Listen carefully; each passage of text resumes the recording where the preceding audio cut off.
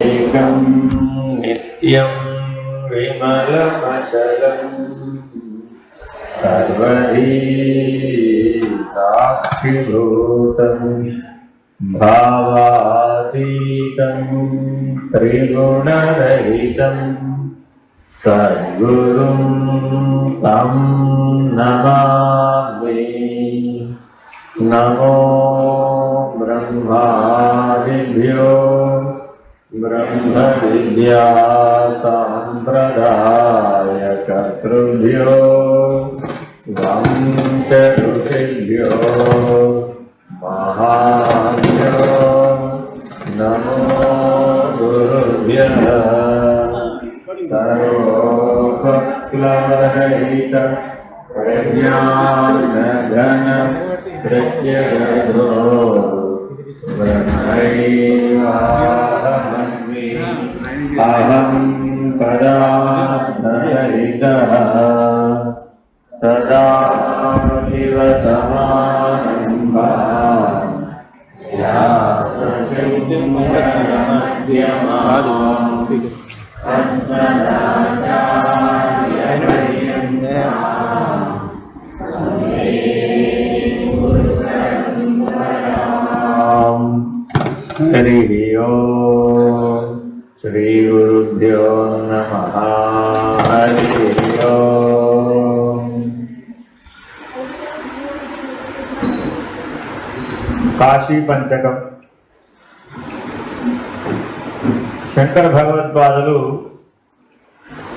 ఏ ప్రాంతాలలో వారు పర్యటించారో ఆయా ప్రాంతాలలో ఉన్నటువంటి దివ్య దర్శనాలను తత్వ దర్శనాలను మనం సులభంగా తెలుసుకోవడానికి ఏ దృష్టితో ఆ క్షేత్రంలో మనం వసించాలో అంటే నివసించాలో తెలియజేశారు. అలాగే ఏ దృష్టితో ఉంటే ఆ దృష్టినే మీరు ఈశ్వరానుగ్రహంగా పట్టుకెళ్తారు. మీతో వచ్చేది ఏమిటయా అంటే ఈశ్వరానుగ్రహం అనే ప్రసాదం. అది ఏ రూపంలో వస్తుంది అంటే దృష్టి రూపంలో వస్తుంది. అంతేగాని లడ్డు గారు విభూతి గారు పెట్టుకున్నటువంటి బొట్ట అంతకంటే కాదు. ఇది కాసేపట్లో జరిగిపోతుంది. కానీ మీతో మీరు పట్టుకెళ్ళగలిగేది ఏమిటయ్యా అంటే దృష్టిని మాత్రమే పట్టుకెళ్ళగలుగుతారు. ముఖ్యంగా మోక్ష పట్టణాలకు ఎవరైనా సరే దర్శనాలకు వచ్చినప్పుడు మీరు మీ ఇంటికి వెళ్ళిన తర్వాత ఆ మోక్ష అపేక్ష కలిగినటువంటి ముముక్షువై జీవిస్తారు. ఈ మార్పు మీలో స్పష్టంగా వస్తుంది అని చెప్తున్నారు. అలా వస్తేనే మీరు ఆ మోక్ష పట్టణాన్ని దర్శించడం ద్వారా మీకు కలిగినటువంటి ప్రయోజనం సిద్ధిస్తుంది. అంటే మానవ జీవితంలో ఎన్ని భాగాలు ఉంటాయంటే బుభుక్షువు, ముముక్షువు, రురుక్షువు, 3 భాగాలు ఉంటాయి. బుభుక్షువుగా జీవించడం అంటే ప్రపంచం నాకు భోగ్యం, ప్రపంచం నా సుఖం కోసమే ఉంది, ప్రపంచం ద్వారా నేను సుఖాన్ని పొందగలను, వస్తువు నాకు సుఖం ఇస్తుంది అనేటటువంటి బలమైనటువంటి అభిప్రాయం, బలమైనటువంటి దృష్టి, బలమైనటువంటి ఆచరణ, బలమైన అభిమానం. గుర్తుపెట్టుకోండి ఈ 4 మాటలు. బలమైనటువంటి అభిప్రాయం ఉంటుంది, బలమైనటువంటి దృష్టి ఉంటుంది, బలమైనటువంటి అనుభవం కూడా ఉంటుంది, బలమైనటువంటి అభిమానం కూడా ఉంటుంది. మొదటి పరిణామం బుభుక్షువు. సరే, ఇందులో ఎవరైనా కానీ ఈ పరీక్షలో ఈశ్వరానుగ్రహంతో కనుక పరిణామం పూర్తయితే, పాస్ అయితే, అధిగమిస్తే, పాస్ అవ్వడానికి అర్థం ఏంటి? అధిగమిస్తే బుభుక్షువు అన్నటువంటి స్థాయి నుంచి ముముక్షువు అనేటటువంటి స్థాయికి ఎదుగుతారు. ముముక్షువు అంటే ఏంటంటే ప్రతిదీ మోక్షాపేక్ష దృష్టితోనే చూస్తారు. గంగా స్నానం చేయాలి, మోక్షం లభిస్తుందా? బొట్టు అడ్డంగా పెట్టుకోవాలి, మోక్షం లభిస్తుందా? కాదండి, బొట్టు నిలువుగానే పెట్టుకోవాలి, మోక్షం లభిస్తుందా? లభించింది ఏదైనా ఈశ్వర ప్రసాదంగా చూడాలి, మోక్షం లభిస్తుందా? ప్రతి దానికి ఒకే ప్రశ్న వాడికి. ముముక్షువుకి ఏ ప్రశ్న ఉంటుందండి? మోక్షం లభిస్తుందా అనే ఒకే ఒక ప్రశ్నతో అనుసంధానం ఎవరైతే పడతారో వాళ్ళు ముముక్షుడు. మరి బుభుక్షు అంటే ఏంటండి? సుఖం లభిస్తుందా? ఇతను కూడా ఓ ప్రశ్న వేస్తాడు. ఏం వేస్తాడండి? సుఖం వస్తుందా అనే ప్రశ్ననే నిరంతరాయంగా అనుసంధానం చేస్తాడు. ఏమంటే మీరేదో చెప్తున్నారు, మాకు ఏమిటి ప్రయోజనం? ఏమైనా సుఖం వస్తుందా మీరు చెప్పేవి వింటే అన్నారనుకోండి, అప్పుడెవరు మీరు? బుభుక్షు. సరే మీరు చెప్పేది ఏదో వింటామండి బాబు, ఏదో గంట 2 గంటలు చెప్తామన్నారు కదా, సరే వింటే మోక్షం ఏమైనా వస్తుందా అని అడిగారు అనుకోండి, అప్పుడు మీరెవరు? ముముక్షు. మొదట ఈ పరిణామం రావాలట.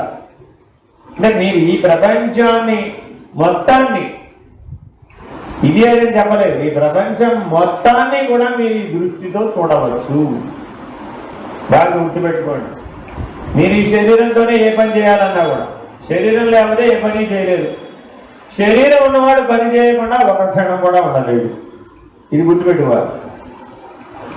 నహి కశ్చిత్ క్షణమపి, ఒక్క క్షణం కూడా నేను కర్మ చేయకుండా ఉంటున్నానని మీరు అనుకున్నట్లయితే అది భ్రాంతి. ఎందుకని? శ్వాసించకుండా ఒక క్షణం కూడా ఉండలేదు, రెప్ప వేయకుండా ఒక క్షణం కూడా ఉండలేదు, మనసు ఆపి ఒక క్షణం కూడా ఉండదు.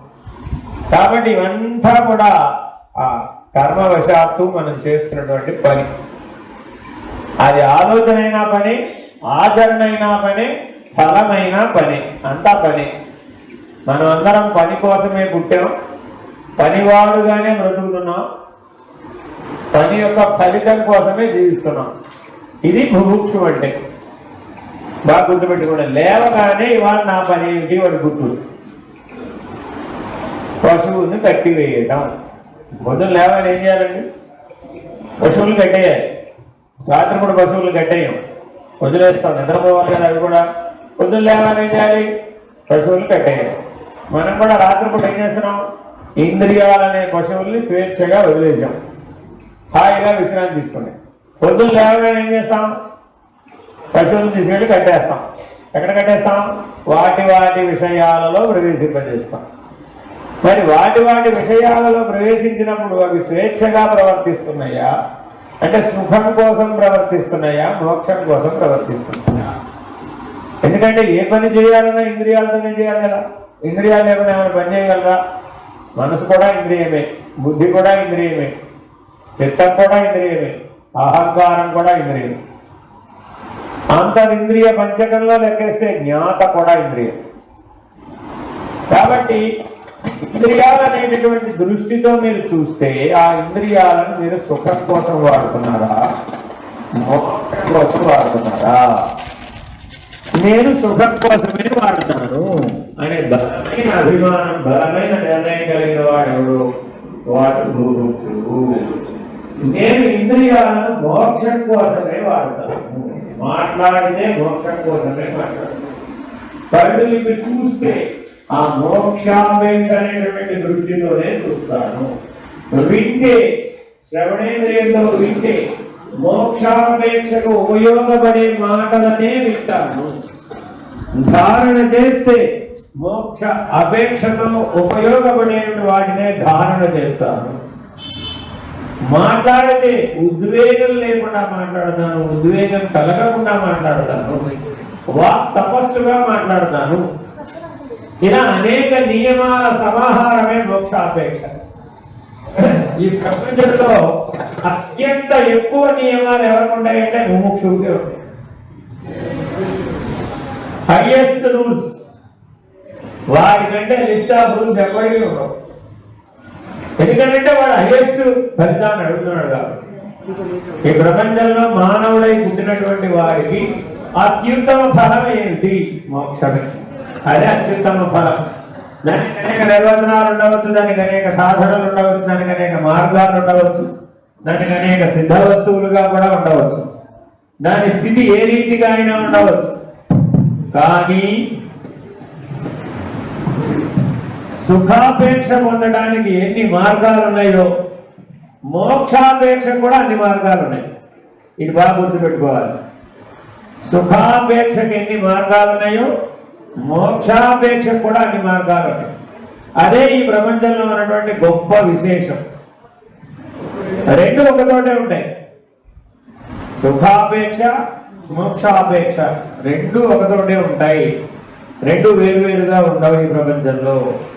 కానీ నీ విచక్షణ జ్ఞానంతో సుఖాపేక్ష అనే దృష్టి నుంచి మోక్షాపేక్ష అనే దృష్టికి మారాలి.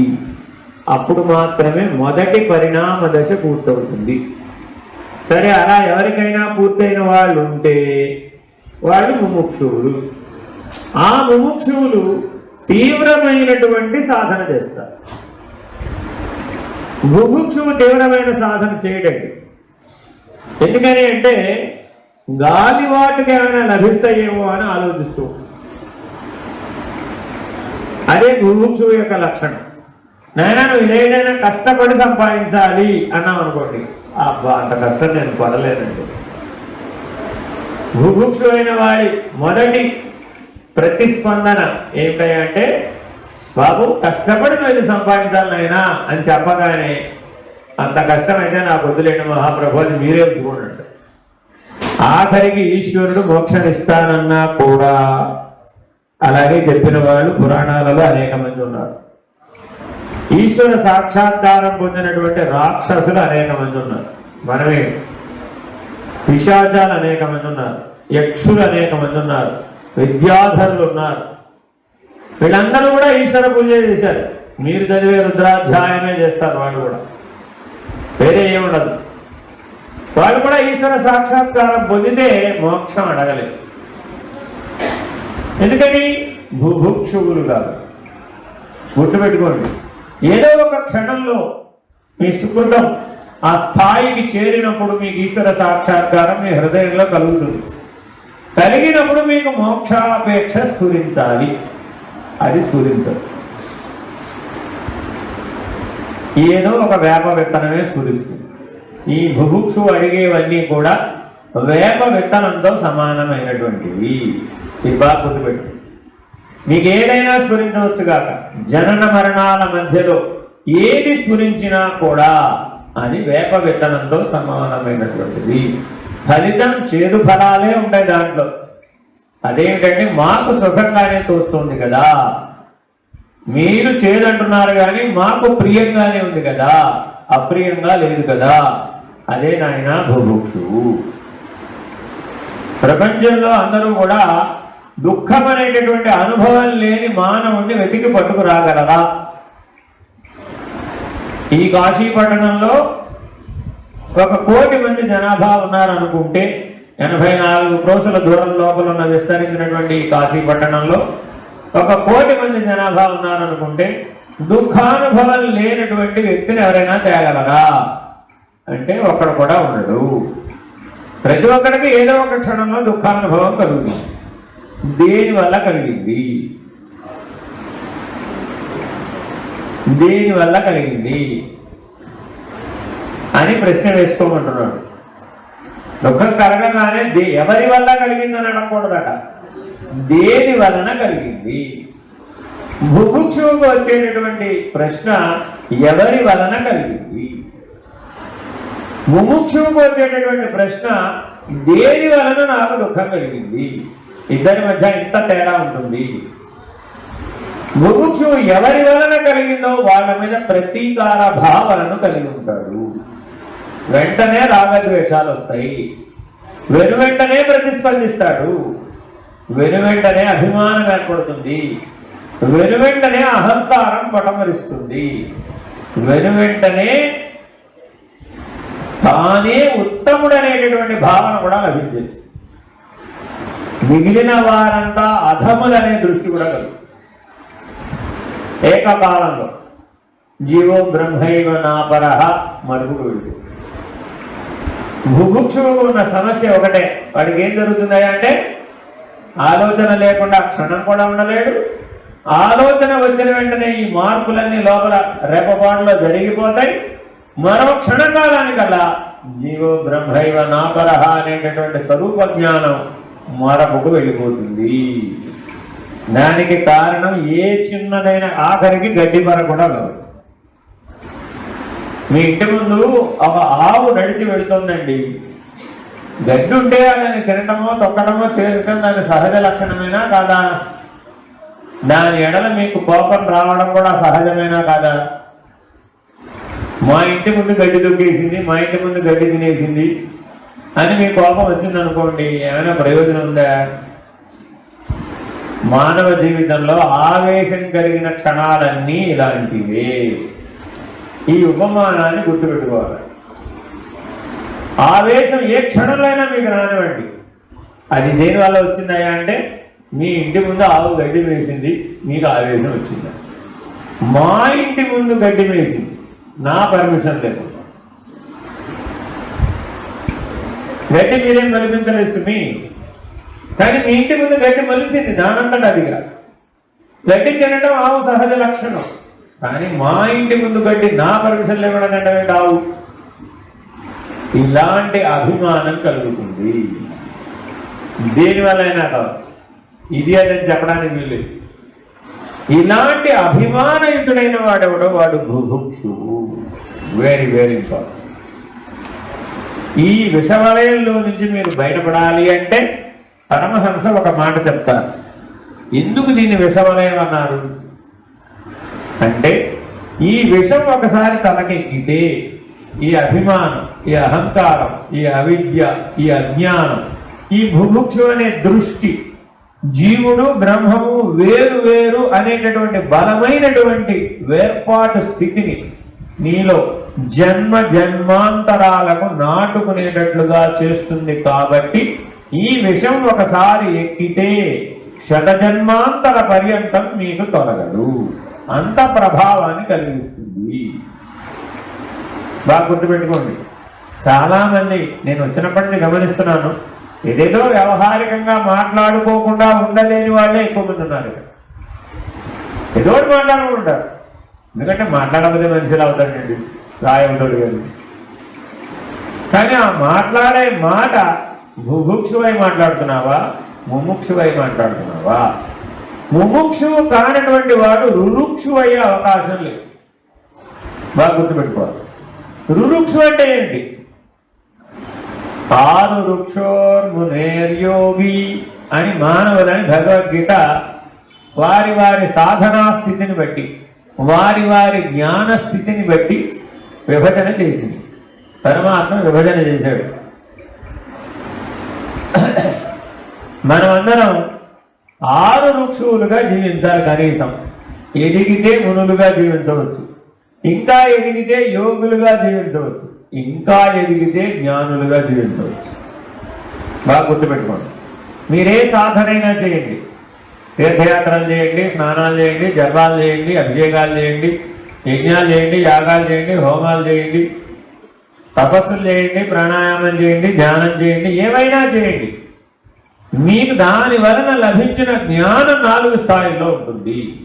1 ఆరు వృక్షు, 2 ముని, 3 యోగి, 4 జ్ఞాని.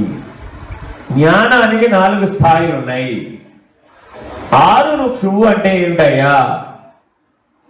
విచారణ చేసినంతసేపు వాడు జ్ఞానే. ఎవరైనా బ్రహ్మజ్ఞానం పాఠం చెబుతుంటారనుకోండి, ఆత్మజ్ఞానం పాఠం చెబుతుంటారనుకోండి, ఆత్మ విచారణ చేయిస్తుంటారనుకోండి, ఆ పాఠం విన్నంతసేపు మాత్రం వాడు ఆత్మనిష్టలోనే ఉంటాడు, ఏమీ పక్కకు. కానీ ఆ పాఠం ఆపేయగానే మళ్ళీ వాడి యథాస్థితి వాడికి వచ్చేస్తుంది. అయితే ముముక్షువుగా అయినా ఉంటాడు, లేకపోతే ముముక్షువుగా అయినా ఉంటాడు. ఇటు అటుగా ఊగిసలాట ఉంటున్నాడు. ఇప్పుడు ఈ పని చేస్తే బాగుంటుందా, చెయ్యకపోతే బాగుంటుందా? ఆ ఊగిసలాట పోదండి, ఆ చంచలత్వం చపలత్వం పోదనమాట. కానీ వాడు ఉత్తముడే. ఎలా ఉత్తముడు? బ్రహ్మజ్ఞానం పాఠానికి వెళ్తాడు, ఎక్కడున్నా బ్రహ్మజ్ఞానం పాఠానికి వెళ్తాడు, ఆత్మజ్ఞానం పాఠానికి వెళ్తాడు, ఎక్కడున్నా శ్రవణం అనే సాధన చేస్తాడు. కానీ మనన నిధిధ్యాసలను చేయడు. ఎవరైతే శ్రవణానందంతో సరిపెట్టుకుంటుంటారండి, 20 ఏళ్ళ నుంచి 30 ఏళ్ళ నుంచి వింటూనే ఉన్నానండి మీరు చెప్పిందంతా అంటారు. నాతో మాట్లాడే వాళ్ళు ఇలా చాలా మంది ఉన్నారండి, ఫోన్ చేస్తారు, ఎవరెవరో నాకు మనుషులు కూడా తెలియదు. మేము 4 ఏళ్ళ నుంచి వింటున్నామండి, 6 ఏళ్ళ నుంచి వింటున్నామండి, 10 ఏళ్ళ నుంచి వింటున్నామండి అంటారు. Very good. ఏమి నిర్ణయం పొందావు? మీరు బాగా చెప్తారు. అలాగే మీరు బాగా చెప్తారంటే నాకేమైనా ప్రయోజనం ఉందంటారా? నాకేం ప్రయోజనం? మీకేం నిర్ణయం కలిగింది? ఆరురుక్షువ ముద యోగ జ్ఞానిగా ఈ నిర్ణయం కలగాలి. నీకే నీ స్వరూప జ్ఞానం చేత నీకు కలగాలి. ఎక్కడి నుంచో బయట నుంచి కలగదు. నీ లోపల పండినటువంటి పరిపక్వతా స్థితిని బట్టి కలుగుతుంది. లేకపోతే కలదు. ఆ పరిపక్వతలో మొదటి స్థాయి 25% పండామనుకోండి, శ్రవణం అనేటటువంటి సాధన చేయగలిగితే, నిరంతరాయంగా ఆత్మ విచారణ దృష్టి కలిగితే, శ్రవణం ద్వారా నువ్వు ఆరురుక్షువు అంటారు. సరే, అలా వినగా ఆ దృష్టితో ఉండగా కొంతకాలానికి మననం అనే స్థాయి కలుగుతుంది. మీకు మననం అనే స్థాయి కలిగినట్టు ఏమిటి నిరూపణ? ఓ నిరూపణ. మీ రోజువారీ జీవితంలో ఏ వేదాంత శ్రవణం చేశారో ఆ వేదాంత వాక్యాల యొక్క స్మరణ కలుగుతూ ఉంటుంది. మీ ప్రయత్నం లేకుండా. మీ ప్రయత్నం ఏం అవసరంలా. దీనికి ఒక ఉదాహరణ చెప్తాను. మీరు ఏదైనా ఒక ప్రముఖమైనటువంటి మీ ఉత్తమ సినిమా యాక్టర్ ఏదైనా సినిమాకి వెళ్ళి చూశారనుకోండి, వాడు ఆ సినిమాలో ఏదో ఎవరో రాసినవి, ఎవరో చెప్పినవి వాడేదో వాడి ధోరణిలో చెప్తాడనుకోండి. అదొక పాత్ర, అంతే కదా. ఆయనది కాదు. ఆ కాసేపు ఆ 2 క్షణాలు అలా చెప్పమన్నాడు, ఆయన చెప్తాడు. కానీ అది మీ హృదయానికి హత్తుకుంటుంది. హత్తుకుని మీకు రోజువారీ జీవితంలో ఆ వాక్యాలు స్మరణకు వస్తూ, అది పాటే కావచ్చు, మాటే కావచ్చు, ఏదైనా కావచ్చు. మరి అది ఎప్పుడో చూశారు మీరు. ఇప్పుడే చూసారా? ఎప్పుడో 5 ఏళ్ల క్రితమో, 10 ఏళ్ల క్రితమో, 50 ఏళ్ల క్రితమో చూసి ఉంటారు. ఉదాహరణ చెప్తాను మీకు. దేశభక్తి గీతాలు మనకి స్వతంత్రం వచ్చిన కాలంలో కేవలం దేశభక్తి మీదనే చలనచిత్రాలు నిర్మించారు. అప్పుడు వేరే సినిమాలు తీరే, లేదంటే పురాణాలకు సంబంధించిన సినిమాలు తీశారు. మొదటి సినిమా ఏంటంటే భక్త ప్రహ్లాదే, రాజా హరిశ్చంద్ర, ఇలాంటి సినిమాలే తీశారు. తర్వాత కాలంలో వాటి మరుగుపడిపోయినాయి. ఇప్పుడు అవి అవసరం లేకుండా పోయినాయి. ఇలా కాలాంతరంలో మనం ఎలా పరిణామం చెందుతున్నామో మన లోపల కూడా అలా పరిణామం జరుగుతూ ఉంటుంది. మనలో ఆత్మ విచారణ దృక్పథం కనుక బలంగా బలపడితే, నీకు మనన స్థాయి కనుక వచ్చినట్లయితే, మాట్లాడబోయే ప్రతి క్షణం నీలో ఆ వేదాంత వాక్యాలు పటిష్టంగా లోపల నుంచి వినపడతా ఉంటాయి. వినపడటమే కాకుండా మీరు మీ పక్క వాళ్ళతో అలా మాట్లాడతారు. ఎప్పుడైతే మీరు అలా మాట్లాడతారో వాళ్ళ వాక్ ప్రవాహానికి అడ్డుకట్టబడుతుంది, వాళ్ళ వ్యవహారానికి అడ్డుకట్టబడిపోతుంది. ఇంకా మీతో అలా వ్యవహరించలేదు. విషయం వ్యవహారంతో మీతో వ్యవహరించలేదు. తద్వారా మీకు విషం ఏదైతే ఎక్కిందో అది పరిహరించబడుతూ ఉంటుంది. మనం ఒక దోషం చేస్తుంటామట. రోజు అన్నం తినకపోతే ఈ శరీరం నిలబడదట. అంతేనా కాదా? అన్నగత ప్రాణులం, అందులో కలియుగం, సందేహం లేదు. ఒక్క పూట అన్నం తినకపోతే గ్యారంటీగా పడిపోతాం. ఈ అన్నం ఎట్లా అయితే అవసరమో మనసుకు కూడా పంచేంద్రియ విషయాలనే విషం అవసరం. ఆ విషం పడకపోతే అది విలవిలలాడిపోతూ ఉంటుంది. ఎంత విలవిలలాడిపోతుందయ్యా అంటే, నిద్రపోయే ముందైనా ఒక్క డ్రాప్ అయినా అది పడాల్సిందే, అప్పుడు కానీ నిద్ర రాదు. ఏదో ఒకటి పంచేంద్రియ విషయాలలో, శబ్ద స్పర్శ రూప రసగంధాలలో గుణాత్మకమైనటువంటి విషయాలు ఏదో ఒకటి పడితే కానీ ఆ పూటకు నిద్ర రాదు. లేకపోతే అది అలాగే ఎదురు చూస్తూ ఉంటుంది, వేయి అంటూ. ఇలాగా మనలో ఆ విషం తినటం బాగా అలవాటైపోయి అది లేకపోతే మనం జీవించలేని దశకి, క్షీణ దశకి చేరుకుంటాం. అందువలన తప్పక మానవుడు ముముక్షు అన్న స్థాయి నుంచి ముముక్షు అన్న స్థాయికి రావాలి. ముముక్షు అన్న స్థాయి నుంచి రురుక్షు అన్న స్థాయికి వచ్చి ఆత్మజ్ఞాన దృష్టితో, ఆత్మ విచారణ దృక్పథంతో మానవుడు జీవించాలి. అప్పుడు మాత్రమే ఉత్తమ జీవనం లభిస్తుంది. ఈ ఆత్మ విచారణ దృక్పథం ఎక్కడ లభిస్తుందో అటువంటి మహా జ్ఞానులు కానీ సిద్ధులు కానీ యోగులు కానీ మహర్షులు కానీ ఎక్కడ మీకు లభిస్తారో అదే మీకు మోక్షపట్టణం. వాటికి మోక్షపట్టణాలను ఎందుకు పేరయ్యా అంటే అక్కడ వీళ్ళు నివసిస్తారు కాబట్టి. వీళ్ళు ఎవరికైనా సరే జ్ఞాన మార్గాన్ని మాత్రమే బోధిస్తారు కాబట్టి, మోక్ష లక్షణాన్ని మాత్రమే మేల్కొలుపుతారు కాబట్టి.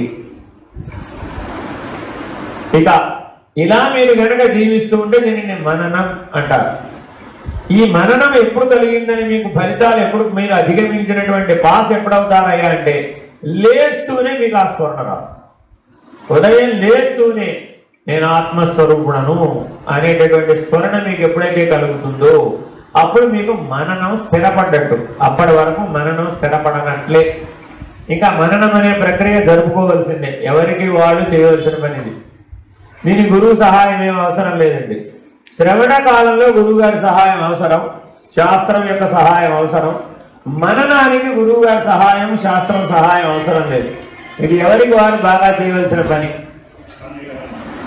అలా బాగా చేస్తే రోజు ఉదయం లేచేటప్పటికల్లా మీకు ఆత్మస్ఫురణ, ఆత్మభావంతో కనుక నిద్ర లేవటం అనే అలవాటు వస్తే, అంటే నిద్ర పోయేటప్పుడు అలా పోవాలన్నమాట. నిద్ర లోపలికి వెళ్ళేటప్పుడు నేను ఆత్మస్వరూపుడు అనే ఒక్క దృష్టిని మాత్రమే నిలబెట్టుకుని లోపలికి వెళ్ళాలి. అదే దృష్టితో మళ్ళీ మనం బయటికి రావాలి. ఇలా కనుక మనం చేసేటట్లయితే మనం మౌని. ఎవరంటే అప్పుడు మనం 6 వృక్షము నుంచి మనకు ప్రమోషన్ వచ్చింది. అదేంటంటే అది మౌని. అంటే మనసుకి మౌనం అనేటటువంటిది బాగా వంట పట్టింది అనమాట. మననశీలత ఎవరికైతే కలుగుతుందో వాళ్ళకి మౌనం సిద్ధిస్తుంది. అంటే అర్థం ఏంటి? ఎప్పుడు కావాలంటే అప్పుడు మౌనంగా ఉండగలరు.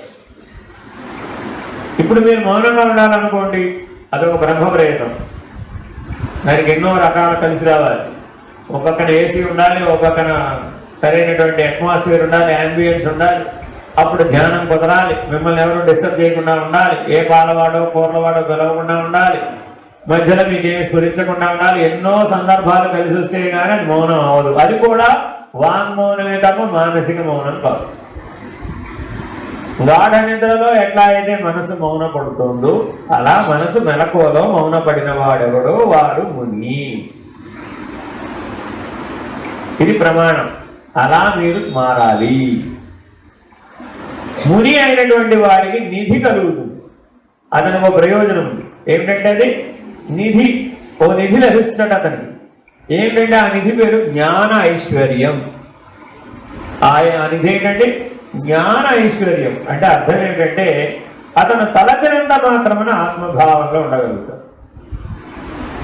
ఎవరికైతే మనసు మౌనపడిందో అతను తలచినంత మాత్రమే ఆత్మభావంలో ఉండగలరు. ఇక మళ్ళా శ్రవణం మననం కిందకి వెళ్ళక్కర్లా, వెళ్ళి మళ్ళా నెమరు వేసుకోకర్లా.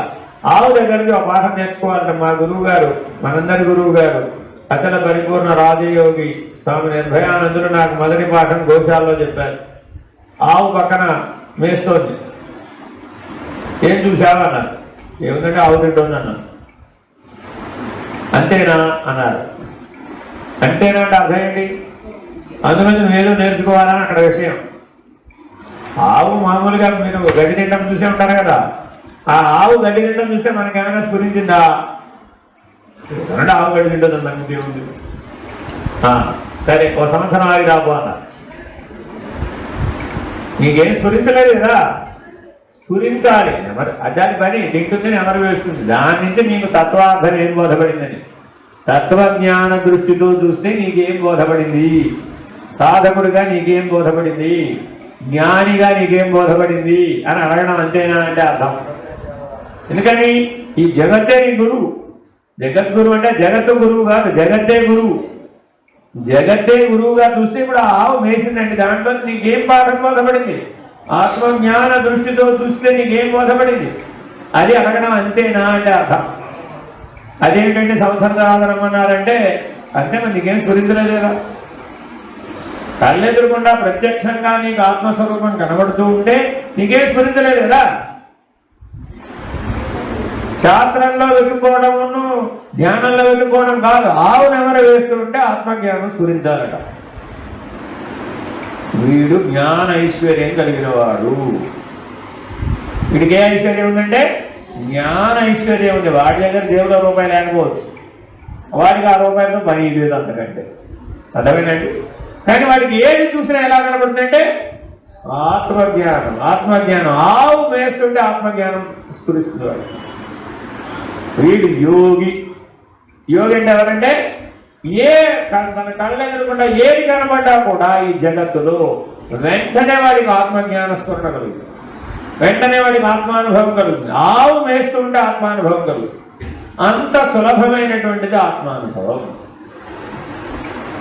ఏమి తలకిందులుగా తపస్సు చేయక్కర్లే, ఏమి గంగలో ఉప్పు మునిగే వరకు ఉండి తపస్సు చేయక్కర్లే అంతకంటే. కానీ మీకు దృష్టి ఉండాలి. ఆ దృష్టి లేకపోతే ఏం చేసినా ప్రయోజనం. ఈ సాధనలన్నీ దృష్టి కలగడానికే ఈ ప్రయోజనం అంతా అదే. కాబట్టి మీరు ఎప్పటికైనా కూడా ఆరు వృక్షము నుంచి ముని అవ్వాలి, ముని నుంచి యోగి అవ్వాలి. యోగి అయితే అప్పుడు మీకు ఏం లభిస్తుందండి? జ్ఞానైశ్వర్యం లభిస్తుంది. పరమాత్మ భగవద్గీతలో విశ్వరూప సందర్శన యోగం ముందు అంటాడు. ఏమంటాడు? నా యోగైశ్వర్యంతో నీకు ఒక దర్శనాన్ని చూపిస్తా, చూసుకోవాల్సి వస్తే అంటాడు. అంటే పరమాత్మ యొక్క విభూతిని మనం దర్శించాలి అంటే మనకు ఒక ఐశ్వర్యం ఉండాలి. ఆ ఐశ్వర్యం పేరు యోగ ఐశ్వర్యం. అదే పరమాత్మ యొక్క స్థితిని పొందాలి అంటే ఒక ఐశ్వర్యం ఉండాలి, అది జ్ఞాన ఐశ్వర్యం. అంటే పరమాత్మ యొక్క విభూతి దర్శనాన్ని పొందడానికి ఏమో యోగ ఐశ్వర్యం కావాలి, పరమాత్మ యొక్క స్థితిని సాక్షాత్తుగా నువ్వు పొందాలి అంటే జ్ఞాన ఐశ్వర్యం కావాలి. ఈ రెండు ఐశ్వర్యాలను ఈశ్వరానుగ్రహంతో మాత్రమే పొందగలుగుతాం. మిగిలినవన్నీ గుడ్డి గవ్వలాంటివి. గుడ్డి గవ్వలంటే తెలిసేవారు కానీ గవ్వలే తెలియదు, గుడ్డి గవ్వే తెలుస్తుంటారు. సముద్రం ఒడ్డేమో నడుస్తూ ఉంటే రకరకాల గవ్వలు దొరుకుతాయండి. అందులో కొన్ని గుడ్డి గవ్వలు ఉంటాయి, వాటికి విలువ లేదనమాట. అంటే మధ్యలో రంధ్రం పడుతుంది అనమాట, వాటి గుడ్డి గవ్వలు అంటారు. ప్రయోజనం లేదన్నమాట వాటికి. అటువంటి వాటిని ఎవరు ఎదుర్కోరు. మానవ జీవితంలో జనన మరణాల మధ్యలో మిగిలినటువంటి ఐశ్వర్యాలన్నీ కూడా ఈ యోగ ఐశ్వర్యంతో, ఆ జ్ఞాన ఐశ్వర్యంతో పోల్చి చూస్తే ఇవన్నీ గుడ్డి గవ్వలతో సమానమైనటువంటివి. బాగా గుర్తుపెట్టుకోవాలి. ఎప్పుడైతే నీకు వీటిపైన అపేక్ష ఉంటుందో నీవు అక్కడికే ఆగిపోతావు. యోగైశ్వర్యాన్ని పొందగలిగేటటువంటి సాధికారతను సాధించలేవు. అధికారిత్వం లేకుండా ఈశ్వరానుగ్రహాన్ని పొందలేవు. బాగా గుర్తుపెట్టుకోవాలి. ఈశ్వరానుగ్రహమైన గురువు యొక్క కరుణా కటాక్షమైన అధికారిత్వంతోనే లభిస్తుంది. అధికారిత్వం లేకుండా నీ పక్కనే పరమేశ్వరుడు ఉన్నా నువ్వేం గ్రహించరు, నీ పక్కనే సద్గురుమూర్తి ఉన్నా నిరుపయోగమే, ఏం పొందరు. ఎందుకని వాళ్ళు రెండే ఇస్తారు, అయితే యోగైశ్వర్యం లేకపోతే జ్ఞానైశ్వర్యం. మిగిలినవి వాళ్ళకి ఏం సంబంధం లేదు. ఒకవేళ మీతో మిగిలిన వాటిలో ఏమైనా వ్యవహరిస్తున్నా ముత్తాత మునిమనవడితో బొంగరం ఆడినట్టు ఆడుతున్నాడు. ముత్తాత కూడా ఆడతాడు మునిమనవడితో, వాడు బొంగరం ఆడుకుంటాడు. నాకు బొంగరం వేయడం రావట్లేదంటే ముత్తాత వేసి తీస్తాడు. దాని అర్థం ముత్తాత బొంగరం ఆడుకున్నాడంటే లాభం లేదు. అర్థమేనండి? కాబట్టి అతని యొక్క వ్యవహారం అంతా కూడా ముత్తాత మునిమనవడితో బొంగరం ఆటలాంటిది, పిల్లల ఆటల పోలికాయను. అతను ఎప్పుడు ఎక్కడ ఉంటాడు? అతను ఎప్పుడు యోగైశ్వర్య విభూతి, జ్ఞానైశ్వర్య అద్వైతం. జ్ఞానైశ్వర్యం వల్ల మీకు ఒక ప్రాప్తి లభిస్తుంది, అదేమిటంటే అద్వైతం. యోగైశ్వర్యం వల్ల ఒక ప్రాప్తి లభిస్తుంది, అది దివ్యానుభవం. దేవతల యొక్క సాక్షాత్కారం. ఏ దేవత పిలిచినా పలుకుతుంది, ఏ అధిష్టాన దైవం పిలిచినా పలుకుతుంది. ఏ మంత్రం అవసరం లేదు, ఏ యజ్ఞం యాగం కూడా అవసరం లేదు. కానీ మీకు ఆ స్థాయి ఉండాలి, ఆ సాధికారత ఉండాలి. ఎలా పిలవాలో తెలియాలి, హృదయంతో పిలవడం ఎలాగో తెలియాలి. అలా పిలిస్తే, సర్వార్పణ స్థితిలో ఉండి పిలిస్తే, యోగి ఎప్పుడు సర్వార్పణ స్థితిలో ఉంటాడండి. తనను తాను మిగుల్చుకునేవాడు యోగి కాజాలడు. ఈ మాట బాగా గుర్తుపెట్టుకోవాలి. మీరు మీ భావాలలో మిగిలిపోతూ ఉంటారు. రుణాలలో మిగిలిపోతూ ఉంటారు, బంధాలలో మిగిలిపోతూ ఉంటారు, కర్మశేషాలలో మిగిలిపోతూ ఉంటారు. ఈ మిగిలిపోయే వాళ్ళు ఎవరు కూడా యోగులు కాదాలరు, పునః భోగులే అవుతారు. ఎందుకు మనం ఇలాగే పుడుతున్నాం? ఆ శేషం మిగలటం వలన. పూర్వం మా చిన్నప్పుడు ఒక ఉపమానం చెప్పేవారు. మీరు ఎప్పుడైనా ఫిల్టర్ కాఫీ కాసేవాళ్ళని చూసారా? ఏం చేస్తారండి? కాఫీలో వేడి నీళ్ళు పోసి కాస్తారు, అంతేనా? కాసిన తర్వాత ఏం చేస్తారు? దాన్ని తీసుకుపోయి పైన డబ్బా ఉంటుంది, కింద డబ్బా ఉంటుంది, అందులో పోస్తారు. దాని కింద జల్లెడ ఉంటుంది, అది దిగుతుంది. అంతా బాగానే దిగిపోతుంది. కాఫీ కానీ కింద కంపల్సరీ ఎంతో కొంత పేరుకుంటుంది. కింద వడగట్టబడిన దాంట్లో కూడా కొంత పేరుకుంటుంది. వీళ్ళు ఏం చేస్తారు? జాగ్రత్తగా పైకి తేక వంచేసుకుంటారు, కింద దాన్ని మాత్రం పారేయరు. ఎందుకని? అందులోనేరా బాబు ఆ కాఫీ సారం అంతా మిగిలేదు.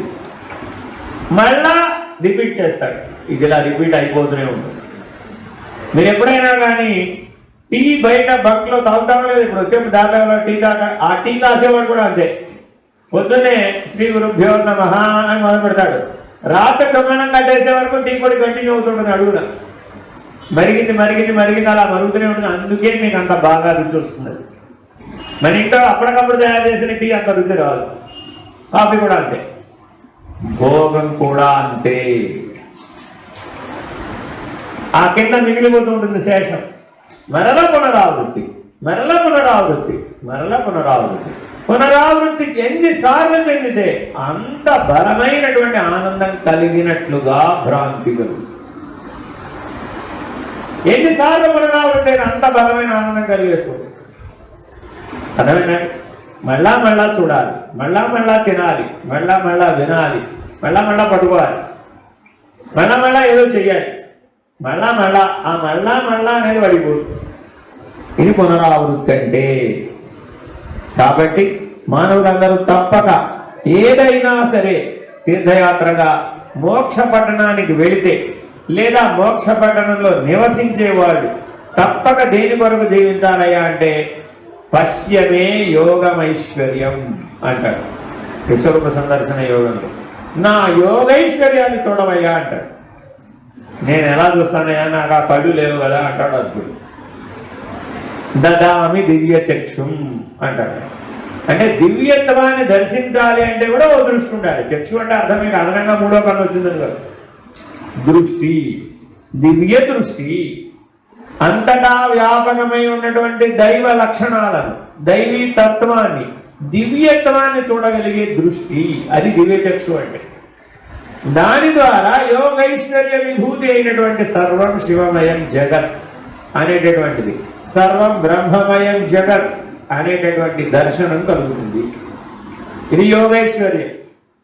అలా ఎవరికైతే ఈ ఐశ్వర్యం కలుగుతుందో వాళ్లకు జ్ఞానైశ్వర్యం ప్రాప్తిస్తుంది.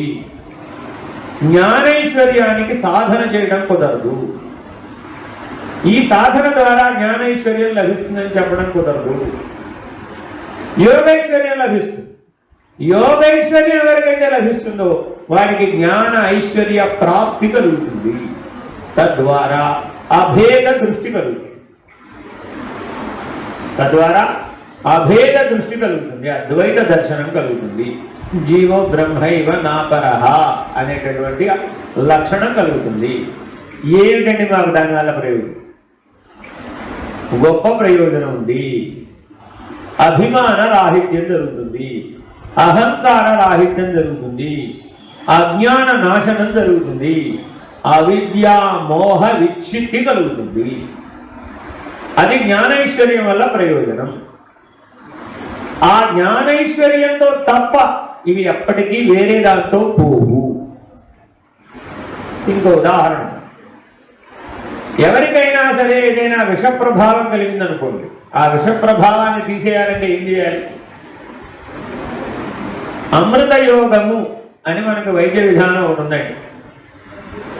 విష ప్రయోగం ఎలా ఉందో అమృత యోగము అని ఒక యోగం ఉంది. ఆ అమృత యోగాన్ని కనుక ప్రయోగిస్తే ఈ విషం హరించదు. అది రకరకాలుగా ఉంటుంది ఆ అమృత యోగం. అలాగే జ్ఞానైశ్వర్యం ద్వారా మాత్రమే అజ్ఞానం, అవిద్య, అహంకారం, అభిమానం అన్నీ అకారములే. అజ్ఞానం, అవిద్య, అహంకారం, అభిమానం రహితమై నీవు అక్షరుడవని తెలియబడు. అది కూడా అకారం. ఈ 4 ఉంటే క్షరుడవు, ఆ 4 రహితమైతే అక్షరుడవు. Very very important. వీడి పని ఏంటయ్యా, తనకు ఎవ్వరు తన శరీరధారి అయి తానున్నంత వరకు ఎవరైనా తనకు కలిశారనుకోండి, వాళ్ళలో నీవు అక్షర స్వరూపుడు అనే వేలు కొలుపుని ఇస్తూ ఉంటాడు. వీడికి వేరే పని లేదు. వీడికి ఏం పని అంటే ఎవరైనా కావచ్చు, వాడికి వయోభేదం, స్త్రీ పురుష జాతి లింగ భేదాలు ఏమి లేవు. వాడికి ఎవరైనా కలిశారనుకోండి, ఆహా పరమాత్మ పంపించాడు ఒకటి. వీడి అక్షర స్వరూపుడు అనే స్వరూప జ్ఞానంలో మేలు కొలుపు ఇచ్చేదాకా నా ప్రయత్నం కొనసాగిస్తాను. వాడి జీవితం అంతే, వాడికి వేరే పని పాటలే. ఒకవేళ వాడు భక్తి కోసం వేరే ఏ పని చేస్తున్నట్టు కనపడ్డా ఇందాక చెప్పి అదేంటది, ముత్తాత మునిమనవాడితో బంగారం ఆట ఆడినట్టు అంతే. వాడి ప్రధానమైనటువంటి లక్ష్యం, దృష్టి, జీవనం ఎప్పుడూ కూడా తనను ఎవరు కలిసినా సరే అతనిలో దర్శన స్పర్శన సంభాషణముల ద్వారా అక్షరస్థితి అనే స్వరూప జ్ఞానాన్ని మేల్కొలుపుతాడు. ఇలాంటి జీవనం ఎవడైతే జీవిస్తూ ఉంటాడో వాడు అక్షరుడు. వాడు కూడా మన శరీరంలోనే ఉంటాడు, మానవ శరీరంలోనే ఉంటాడు. అలాంటి అక్షర పురుష యోగాన్ని ఎవరైతే పొందుతారో వాళ్ళు బ్రహ్మనిష్ఠులు. అటువంటి బ్రహ్మనిష్ఠులు ఎవరైతే ఉంటారో వాళ్ళు ఎక్కడ లెక్కకు మిక్కిలిగా ఉంటారో అవి మోక్షపట్టణం. లెక్కకు మిక్కిలిగా ఎక్కడుంటే వాడు అదే మోక్షపట్టణం. నైమిషారణ్యం మోక్షపట్టణం, కాశీ వారణాసి మోక్షపట్టణం. ఎందుకు మోక్షపట్టణం? బ్రహ్మజ్ఞానం. బ్రహ్మనిష్ఠులు లెక్కకు మిక్కిలిగా ఉంటారు. బ్రహ్మనిష్ఠుల్ని ఎలా మేము గుర్తుపట్టగలమండి? బజ్జీలు తినమని గుర్తుపట్టడం చాలా ఈజీ. ఎందుకని? బజ్జీలు బండి దగ్గర దొరుకుతాడు కాబట్టి. అంతేనా కాదా? As simple as it. బజ్జీలు ఎవరికి ఇష్టం తెలుసుకోవాలండి, ఎక్కడికి వెళ్ళాలి? బజ్జీలు అమ్మే బండి దగ్గరికి పోతే అక్కడ తినేవాళ్ళందరూ తత్ప్రియుడు. అంతేనా కాదా? As simple as it. అలాగే మరి బ్రహ్మనిష్ఠులు కనుగొనాలంటే ఏం చేయాలి? బ్రహ్మం ఎక్కడ దొరుకుతాడో పరిగెట్టాలి. అలా దొరుకుతాడా? మరి ఎలా దొరుకుతాడు? బ్రహ్మానుసంధానం ద్వారా కనుక మన లోపల బ్రహ్మానుసంధానం జరుగుతూ ఉంటే దాని చేత వాళ్ళు ఆకర్షించబడరు. మీ లోపల బ్రహ్మానుసంధానం లేదనుకోండి, భూమండలం అంతా వెతికినా మీరు ఒక్క బ్రహ్మనిష్ఠుని కూడా పడుతుంది. మీ వల్ల కానే కాదు. ఎందుకని? వాటి మొదట అక్కడే నోటీస్ కూడా ఉంటుందండి, నేను బ్రహ్మనిష్ఠుడు రాసి ఉంటుంది. అక్కడ అడ్రస్ ఏం రాసి ఉంటుంది. వాటిని కనుక్కోవాలంటే ఒకే ఒక మార్గం ఉంది. ఏమిటది? నిరంతరాయంగా నీలో బ్రహ్మానుసంధానం జరుగుతూ ఉండాలి. బ్రహ్మానుసంధానం నిరంతరాయంగా జరిగేవాడు అవస్థాత్రయ సాక్షిగా ఉంటాడు. అంటే మెలకువ కళా నిద్రలలో సాక్షిగా ఉంటాడు. ఆ స్థితిలో ఉండి బ్రహ్మానుసంధానం చేస్తూ ఉంటాడు. ఆ బ్రహ్మానుసంధానం అనే ప్రక్రియ వాడిలో సహజంగా జరుగుతూ ఉంటుంది, ఇంద్రియాతీతంగా జరుగుతూ ఉంటుంది, ప్రజ్ఞ అనే స్థితిలో జరుగుతూ ఉంటుంది, చైతన్యం అనే స్థితిలో జరుగుతూ ఉంటుంది. జరుగుతుంది, చేయడు. ఆ జరిగే ప్రక్రియ వలన బ్రహ్మనిష్ఠుడు ఆకర్షించబడతాడు.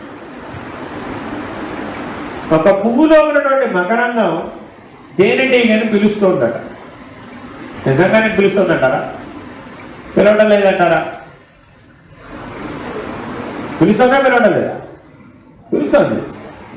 అక్కడెక్కడో తేనెటీగ ఉందండి, ఇక్కడెక్కడో పూలు ఉన్నాయండి. ఈ పూలలో ఉన్న మకరందం దాని పని చేస్తుందంటే దాని పని చేస్తూ ఉంటే ఆ తేనెటీగ వచ్చేసి ఆ తేనెటీగ అడ్రస్ ఏమన్నా ఈ పువ్వులకు తెలుసా? అక్కడికి వెళ్ళామని పిలిచినాయా? శుభలేఖ ఏమైనా ఇచ్చినాయా? బాబు మా ఇంటికి రండి బాబోయే ఇవ్వలేదు.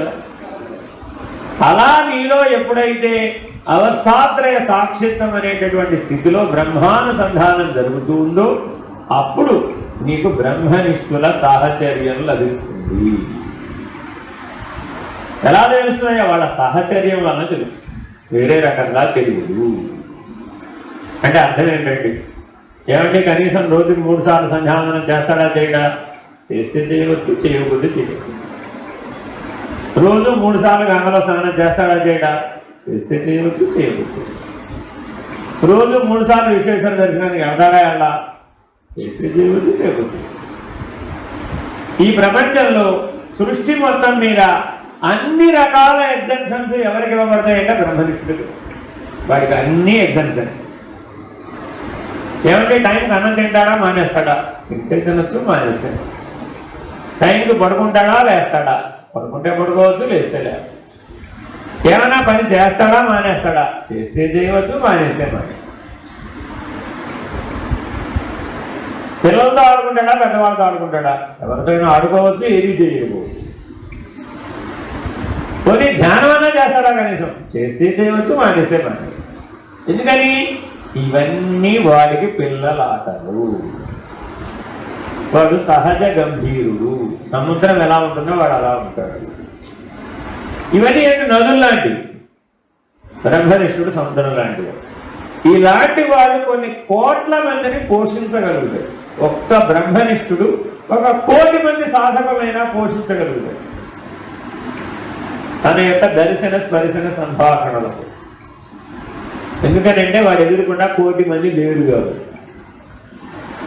ఇప్పుడు ఇక్కడ ఎంతమంది ఉన్నారండి అంటే ఒక్కడే ఉన్నాడంతే. 93 మంది లేరు. ఎందుకని? ఆత్మస్వరూపం ఒకటే కదా. ఏకం సత్ బ్రహ్మ. అది ఎప్పుడు ఒకటేనయ్యా బాబు, రెండోది లేనే లేదు దాంట్లో. అలా ఎప్పుడు ఆ చూపులో ఉంటాడు, ఆ దృష్టిలో ఉంటాడు, ఆ నిష్టలో ఉంటాడు, ఆ అనుభవంలో ఉంటాడు, ఆ నిర్ణయంలో. అలా ఎవరైతే ఉన్నారో వాళ్ళు జీవన్ముక్తులు. అటువంటి జీవన్ముక్తులు లెక్కకు మిక్కిలిగా ఎక్కడైతే ఉంటారో అది మోక్షపట్టణం. ఏమంటే మేము కాశీ వెళ్ళొచ్చామండి. ఏం చేశారండి? గంగా స్నానం చేశామండి, విశ్వేశ్వర దర్శనం చేశామండి, రోజుకు 3 సార్లు చేశామండి, సప్తఋషి హారతికి వెళ్ళామండి, స్పర్శ దర్శనం చేశామండి, వచ్చేటప్పుడు పెద్ద గడ్డ విభూతి తెచ్చామండి, 10 లీటర్ల గంగాన్ని కూడా పట్టుకొచ్చామండి అని చెప్తాను. ఇవన్నీ మనం తిరిగి వెళ్తా చెప్పే కథలన్నీ ఇవే. ఏమైనా ప్రయోజనం వచ్చిందా? మేము కూడా వెళ్ళాం అనేక సార్లు స్వామి నిర్భయానందుల దగ్గరికి. మా శ్రీమతి గారు అనేక రకాల యాత్రలు చేపడుతుండేది, నన్ను కూడా పట్టుకెళ్తుండేది. ఇంటి దగ్గర వదిలేయడం ఎందుకు లేదు. సరే వెళ్ళేవాళ్ళం. వెళ్ళొచ్చిన తర్వాత ఇదే అడిగారు, ఏంటి అని అడిగేవారు. ఏమిటని అడిగితే ఇలా స్టోరీ చెప్తాం అనుకోండి. సరేలే అయితే ఇటు తిరిగేవాడు, ఇటు చూసేవాడు, ఇటు తిరిగేవాళ్ళు అంతే. ఇప్పుడు సమాధానం చెప్పినట్ట చెప్పనట్ట నిగాడు అక్కడ దేని ఇష్టంతో చేయాలి? అసలు ఏం పని మీద వెళ్ళావు? ఎవడైనా బ్రహ్మనిష్ఠుని వెతికే పని మీద వెళ్ళావు. ఎవడైనా జీవన్ముక్తుని యొక్క దర్శనాన్ని పొందొచ్చని వెళ్ళావు మోక్ష పట్టణాన్ని. కానీ ఏం చేశావు? రోజు రాసుకుంటే కరిగిపోయే విభూతి గడ్డ తెచ్చుకున్నావు. దాన్ని మాత్రమే యోగైశ్వర్య విభూతి అనుకుంటున్నావు. పొరపాటు కదా. కాబట్టి మానవ జీవితంలో మనం అందరం తప్పక దేనికోసం ప్రయత్నించాలి? యోగైశ్వర్యం కోసం ప్రయత్నించాలి. మానసిక మౌనంతో జ్ఞానైశ్వర్యాన్ని పొందాలి. ఈశ్వరీయ మౌనంతో. మౌనానికి 3 స్థాయి భేదాలు. కాష్ట మౌనం అంటే నోరు కుట్టేసుకోవడం, లోపల మాట్లాడుకోవడం, లోపల మౌనంగా ఉండటం, అది 2వ స్థాయి. బ్రహ్మాండ స్థితిలో మౌనంగా ఉండటం, అది ఈశ్వరీయం. ఇలాగా రకరకాల స్థాయి భేదాలు ఉంటాయి. ఎందుకు ఇంత దూరం చెప్పవలసి వచ్చింది? ముందు డైరెక్ట్గా కాశీ మందిరం చెప్పుకోవచ్చు కదండి మీరు. మొదటి శ్లోకం చూడండి. మనో నివృత్తి పరమోపశాంతి సా తీర్థవర్యామణికర్ణికాత్ర జ్ఞాన ప్రవాహ విమలా గంగా సాకాశికాహం నిజబోధ రూప. ఇప్పుడు మనం అందరం ఘాట్ చూసొచ్చామా లేదా? బాగా విశేషాలు చెప్పాడా లేదా?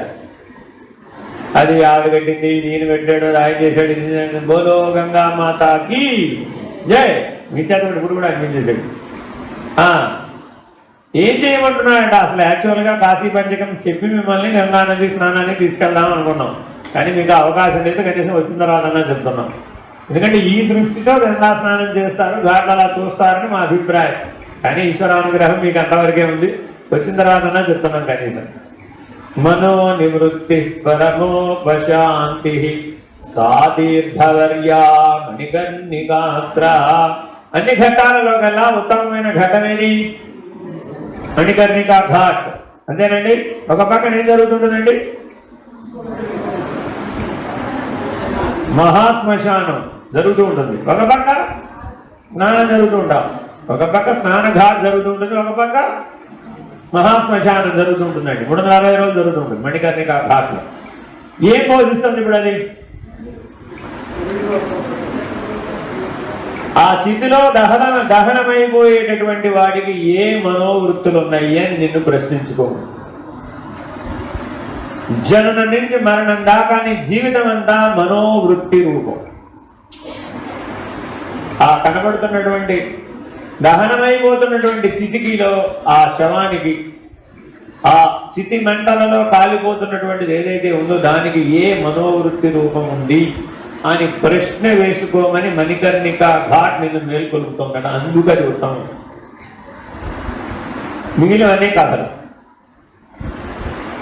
ఏది విష్ణుమూర్తి గారు అక్కడ ఏదో చక్రేశ్వర లింగం పెట్టారు, మణికర్ణికా ఘాట్ వాళ్ళేదో తయారు చేశారు, వీళ్ళేదో తయారు చేశారు, అది ఇంకా అదంతా కథ.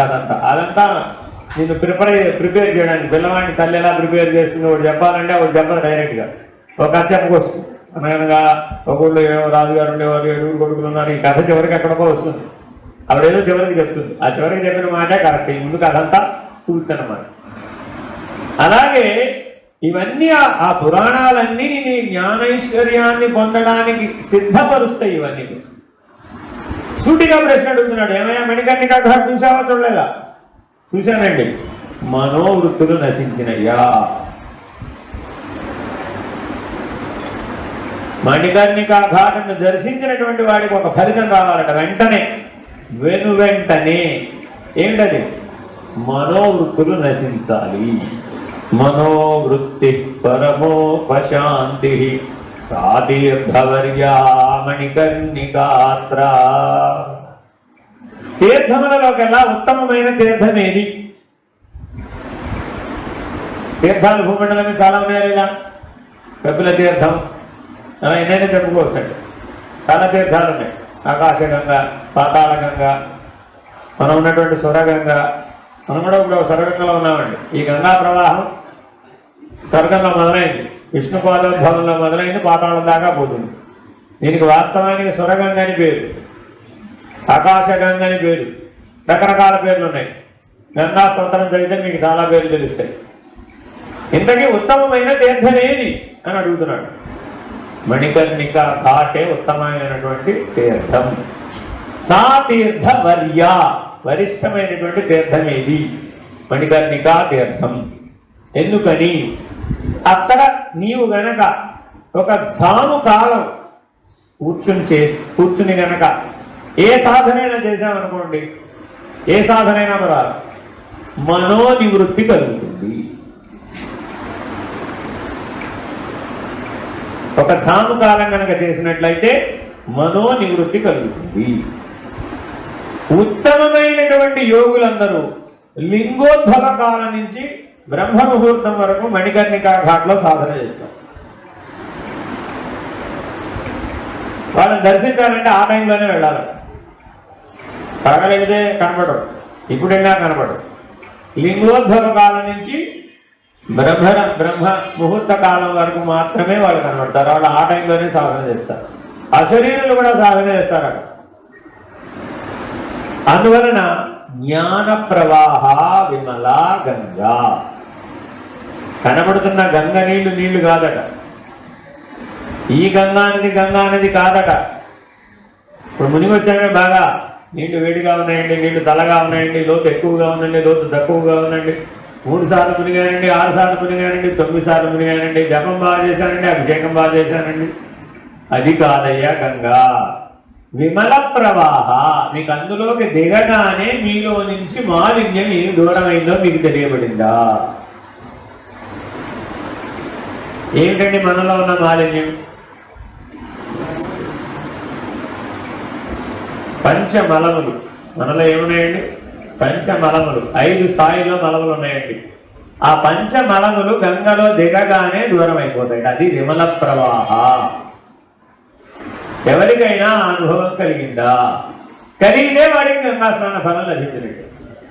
అదిట గంగా స్నాన ఫలం. అంతేగాని ఏమంటే 2 లీటర్లు నీళ్ళు మా ఇంటికి పట్టుకెళ్ళి ఇంటి మీద ఇంట్లో ఉన్న వాళ్ళందరి మీద గ్యారంటీగా తెలిసిన వాళ్ళు ఇక్కడికి రాలేదు కదండి పాపం.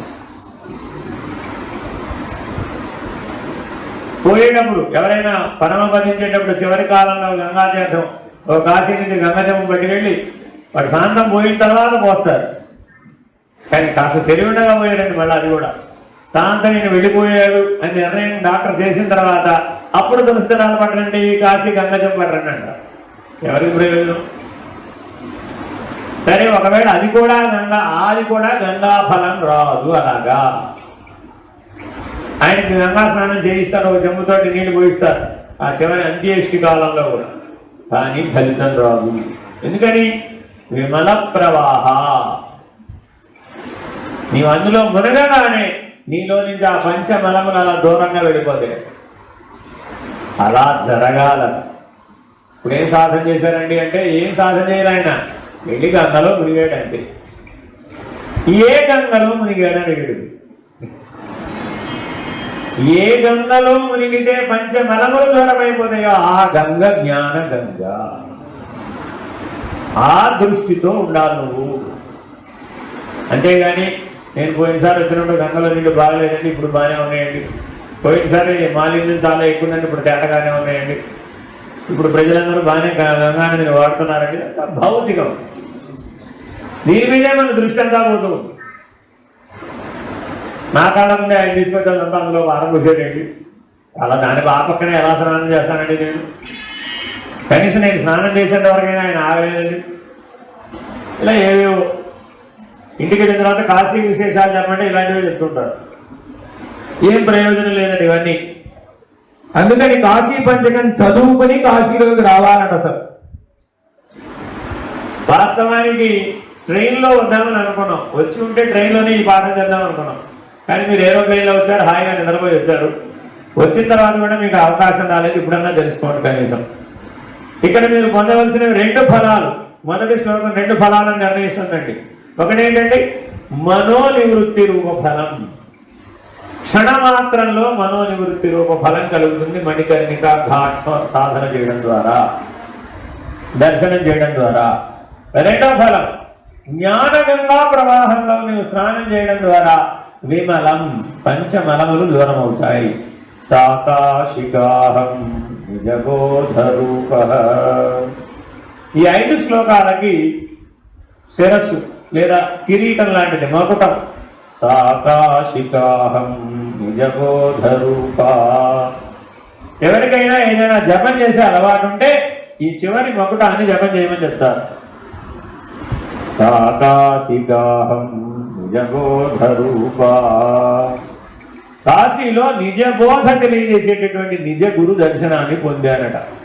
అదిగా కాశీ అంటే.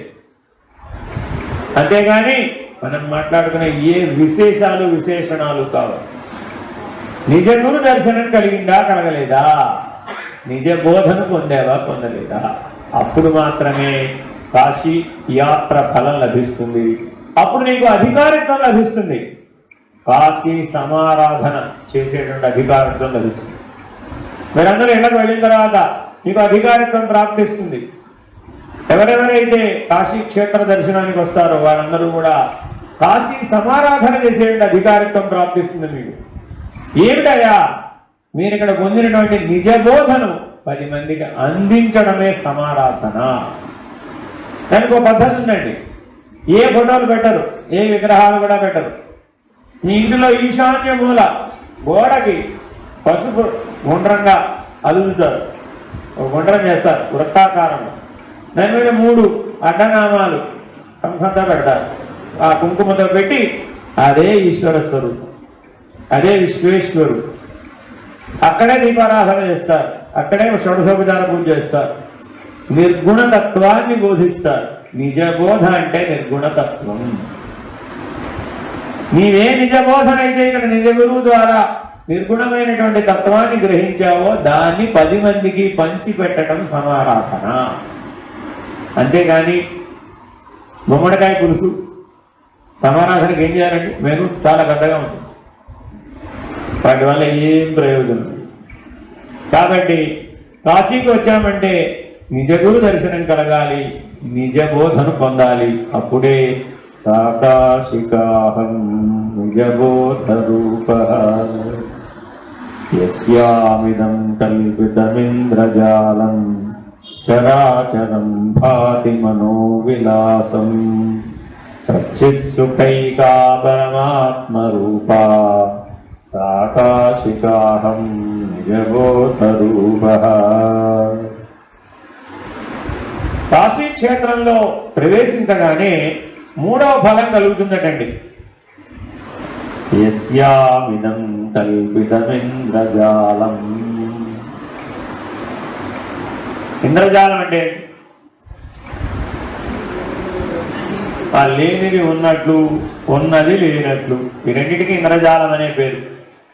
లేనిది ఉన్నట్లుగా, ఉన్నది లేనట్లుగా తోచడమే ఇంద్రజాలం అంటే.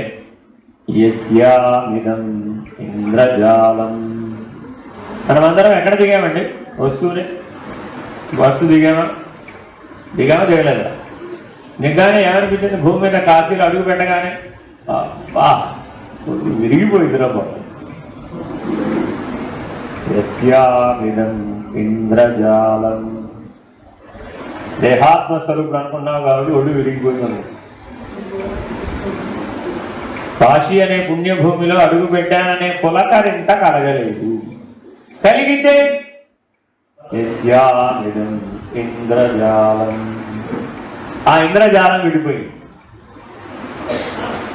ఏంటో ఈయన రోడ్డు మీద పడేశాడు నా లగేజీలతోటి నన్ను. వాడు ఎప్పుడు తలుపు తెస్తాడో తెలీదు, ఈయన ఎప్పుడు పెడతాడో తెలియదు, నన్ను ఆ ఏసీ సరిగా పనిచేస్తుందో లేదో తెలీదు, నా పక్కన ఎవరుంటారో తెలీదు, ఎవరితో పోట్లాడాలో అంతకంటే తెలీదు, ఎవరితో సఖ్యతగా ఉండాలో అంతకంటే తెలీదు. పొద్దున పోట్లాడుకున్నారండి రూముల్లో కూడా. మీరు పోట్లాడుకున్న విషయాలు మా దాకా వచ్చేస్తాయి, రాకుండా ఉండవు, మాట్లాడుకున్నవి కూడా వస్తాయి. కాబట్టి మీలో ఏ ఫలితం పోయినప్పుడు యస్యామిదం ఇంద్రజాలం. ఉదయం నుంచి ఇప్పటి వరకు జరిగిన సంఘటనలు ఒక్కసారి నెమరు వేసుకోండి. యస్యామిదం ఇంద్రజాలం. ఇదంతా ఒక ఇంద్రజాల సమమైనటువంటిది. బ్రహ్మాండ సృష్టి ఇంద్రజాల సమమైనటువంటి. ఒక పిండాండానికి ఏం లెక్క చెప్తాం? యస్యామిదం కల్పితమింద్రజాలం చరాచరం భాతి మనోవిలాసం. పొద్దున్నే మనం ఎంతమంది మనుషులు చూసామండి? అవునా? మీరు నడవాల్సిన పనిలే, అంతేనా కదా? కాలభైరవ దగ్గరికి వెళ్ళారు, అవునా? ఎవరు కనపడ్డారు?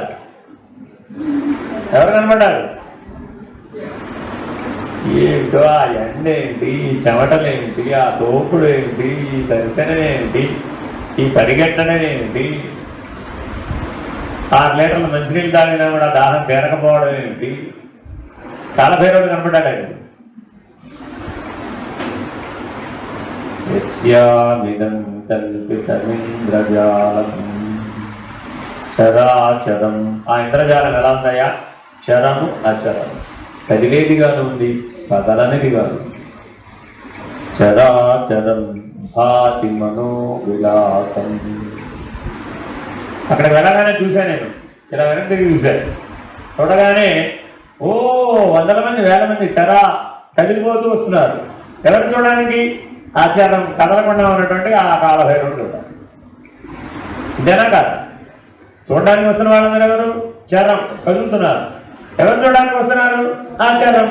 చరాచరం భాతి మనోవిలాసం. ఈ రెండు ఎవరికి కనబడ్డాయి? నీ మనోవిలాసానికే కనబడ్డాయి.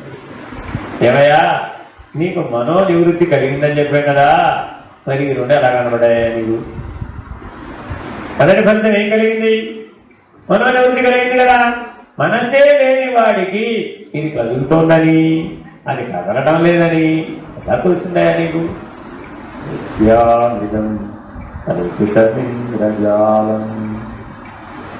పైగా అక్కడ మిమ్మల్ని ఏం చేస్తారు?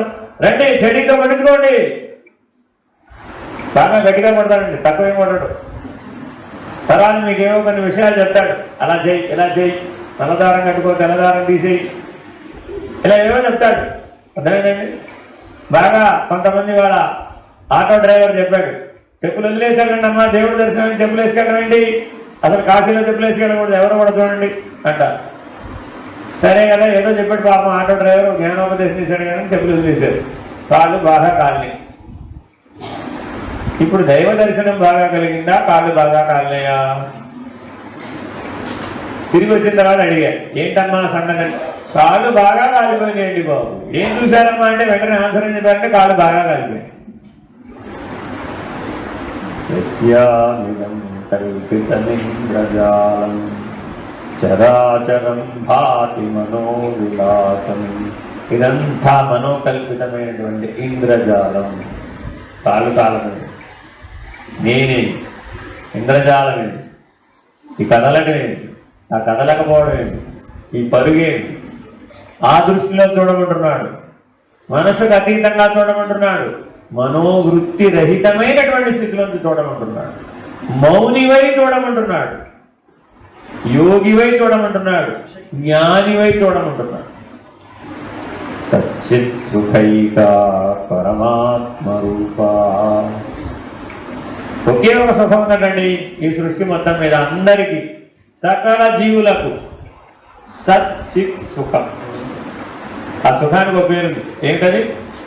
సచ్చిత్ సుఖం. ఆ సచ్చిత్ సుఖం ఎవరికైతే కలుగుతుందో వాళ్ళకి ఈ కాశీ యాత్ర ఫలించినట్లు. కాశీ యాత్రకు 4వ ఫలితం చెప్తున్నాడు. ఇదంతా ఇంద్రజాల సమమని జ్ఞానం కలగటం. ఆ ఇంద్రజాల సమమైనటువంటి జ్ఞానం ఎవరికైతే కలిగిందో వెంటనే వాడికి ఒక ఫలితం కలిగిందట. ఏమిటది? సచ్చిత్ సుఖం అనే అనుభూతి కలిగింది. ఆ సచ్చిత్ సుఖాన్ని పొందాలి అంటే శరీరం ఏ స్థితిలో ఉన్నా కూడా నువ్వు సమాధినిష్ఠుడు అవడం నేర్చుకోవాలి. Very very important. అందరినీ గమనిస్తూ ఉంటాను. ఎవరికైనా వాళ్ళు పిలవకుండా సమాధినిష్ట ఏమైనా వచ్చి పడుతుందా? పిలవకుండా రావాలండి. అలా రావాలి. ఓ పిలిచి పేరెంట్ పెట్టండి కదా, ఓ బ్రహ్మాండం భగవంతుడంగా బ్రహ్మ ప్రయత్నం చేస్తే వచ్చేది కాదు. కూర్చుంటే వచ్చేయాలి, నిలబడితే వచ్చేయాలి. ఇప్పుడు కాళ్ళు కాలుతున్నాయా, కాళ్ళైదా, కూర్చున్నామా, నిలబడ్డామా, మాట్లాడుతున్నామా, మళ్ళీ అలా ఎవరికైతే సహజ సమాధి నిష్ట కలుగుతుందో దానికి సచ్చిత్ సుఖం అని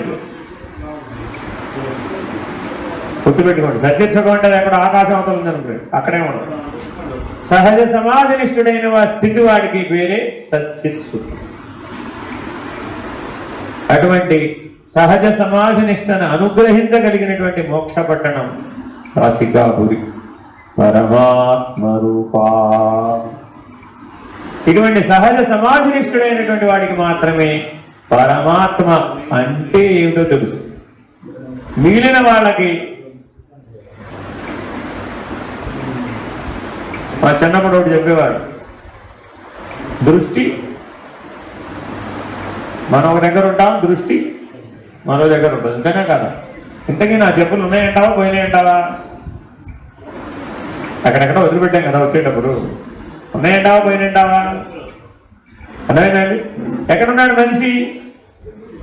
బిందు మాధవుడి దగ్గర ఉన్నాడు. ఏకంగా ఎక్కుతున్నాడు. అడుగుతున్నా ప్రశ్న, ఏమండి బిందు స్థానంలో మాధవుడు ఉన్నాడు, మాధవుడిలో బిందు స్థానం ఉంది, ఏది కరెక్ట్? ఏమంటే అక్కడ చెప్పులు వదిలిపెట్టాను, ఉన్నాయంటారా పోయినాయంటారా? బిందు మాధవ దర్శనానికి వెళితే ఏది స్మరణలో ఉంది ఇప్పుడు? అయ్యో, అర్థమేనండి? కాబట్టి తుకారాం అంటాడండి, జ్ఞానదేవుడు ఇంకొకరెవరికో సంవాదం జరుగుతుంది, ఆయన దగ్గరికి వెళతారు ఎవరైనా, నామదేవుడు. జ్ఞానదేవుడు నామదేవుడు ఇద్దరు తుకారాం ఇంటికి ఆతిథ్యానికి వెళతారండి. వెళితే అందరూ అక్కడ కూర్చుంటారు, సాధువులందరూ తీసుకెళ్తారు. తుకారాం వీళ్ళందరిలో బాగా జ్ఞానులు ఎవరో చెప్పండి. ఈయనేం చదువుకోలేదండి, తుకారాం ఏం చదువుకోలేదు, నిరక్షర కుక్షి, ఆయన కొండలు వేసుకుంటాడు అంతే, విఠలా హరి విఠలా అని వాడుకుంటూ ఉంటాడు అంతే. మరి ఎట్లా చెప్పాడు ఆయన అని సాధువులకి డౌట్ వచ్చేసింది. ఈయనకి ఏం రాదు, మమ్మల్ని ఏం ప్రశ్నలు వేస్తాడో, ఏం సమాధానం చెప్పాలో అని చూస్తాడు. ఆయన కుండలు కాలినయ్యా కాలలేదా చూసేటటువంటి ఒక చెక్క ఉంటుంది కుమ్మరి దగ్గర, ఆ చెక్క పట్టుకొచ్చాడు. పట్టుకొచ్చి ఒక్కొక్కటి నెత్తి మీద ఒకటేసాడు. ఆ వచ్చిన శబ్దాన్ని బట్టి ఇది కాలిన కుండ, ఇది పచ్చి కుండ, ఇది సగం కాలిన కుండ అని సమాధానం చెప్తాడు. జ్ఞానాహంకారంతో కూడుకున్నటువంటి వాడిని సగం కాలిన కుండ అని చెప్తాడు. ఈ కథను చాలా బాగా గుర్తుపెట్టుకోవాలి. సహజ సమాధి నిష్టలో కలిగేటటువంటి జ్ఞానాహంకారాన్ని గుర్తు చేస్తున్నాడు. సచ్చిత్ సుఖంలో కలిగేటటువంటి జ్ఞానాహంకారాన్ని గుర్తు చేస్తున్నాడు. అందుకనే వెంటనే పరమాత్మరూప సాకాశికాహం నిజబోధరూప. ఇదంతా దేనికోసమయ్యా? ఆ పరమాత్మ స్థితిలో ఉండడానికి. ఆ పరమాత్మ సిద్ధ వస్తువు, అది ఎప్పుడు ఉంటుంది. సృష్టి ఆదిలో ఉంది, సృష్టి విలయం చెందిన తర్వాత కూడా ఉంటుంది. ఆది మధ్యాంతరహితుడైనటువంటి వాడెవడో వాడు పరమాత్మ. స్థానో రచనం ధ్రువమైన వాడెవడో వాడు పరమాత్మ. వాడు పురుషోత్తముడు. వాడు కదలడు, మారడు, కదిలించడు. వాడు కదలడు, కదిలించడు కూడా. వాడు మారడు, ఏ మార్పు చెందించడు కూడా. వాడు పురుషోత్తముడు. అటువంటి వాడు పరమాత్మ. అలాంటి పరమాత్మను తెలుసుకోవడానికి ఒక అధికారిత్వం కావాలి మీకు. అదేంటి అంటే సచ్చిత్ సుఖం. అలాంటి సచ్చిత్ సుఖాన్ని అనుగ్రహించేటటువంటి సాకాశికాహం నిజబోధరూప. హరి ఓం శ్రీ గురుభ్యో నమః. హరి ఓం. పూర్ణమద పూర్ణమిదం పూర్ణాత్ పూర్ణముదచ్యతే పూర్ణస్య పూర్ణమాదాయ పూర్ణమేవావశిష్యతే. ఓం తత్సత్. ఓం శాంతి శాంతి శాంతి. హరి ఓం శ్రీ గురుభ్యో నమః. హరి ఓం. నారాయణ.